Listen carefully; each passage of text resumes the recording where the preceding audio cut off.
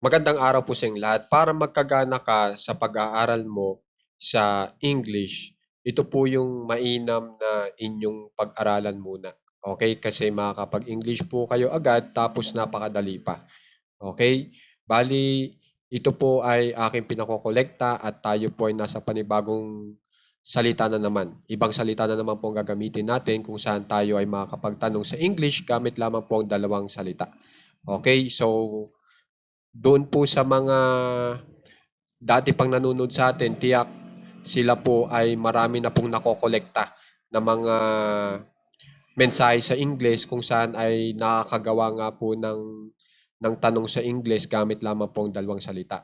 At hanggang ngayon nagpapatuloy pa po tayo kasi pinakokolekta ko nga po kasi dapat yung matandaan lahat po ng aking ibinigay para gumaling po agad kayo sa English at saka yan po ay laging ginagamit ng mga Amerikano. Kaya dapat talaga pong matutunan nyo itong mga aralin po natin ngayon sa English. Okay? So umpisa na po agad natin. Napakadali lang po. Dalawang salita lang ang inyong tatandaan. Makakapagtanong na po agad kayo.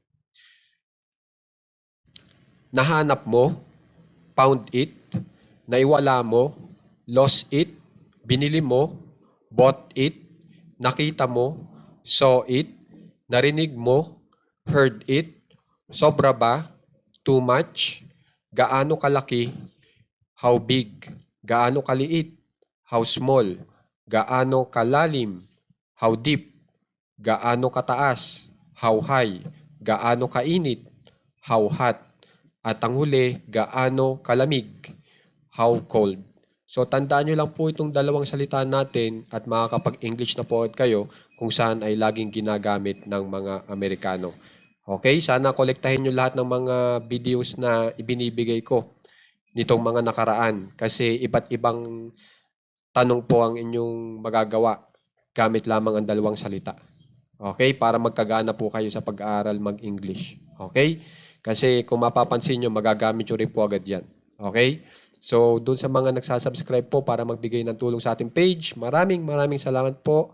God bless po talaga at doon din po sa nagbibigay ng star na kung saan ay matatagpuan po sa comment section natin. Makikita nyo yung star icon dyan.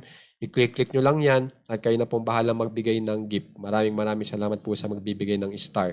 At doon po sa gusto magbigay tulong din gamit ang Shopee, pwede po. Gamit itong Shopee affiliate link. I-click nyo lang po itong banner natin. Tapos mapupunta na po kayo sa Shopee at pagpunta nyo doon, kung kayo ay makabili ng item na nandito sa page o item nyo, sarili ninyong item, makakapagbigay po yan ng komisyon na walang dagdag na presyo sa inyong bibilhing item. Pwedeng makapagbigay kayo ng commission sa page natin ng piso o kaya pwedeng 2 o hanggang 3. Okay? At sana paramihin po natin ang mga nag-aaral po dito sa English Aralin gamit po ang like and share.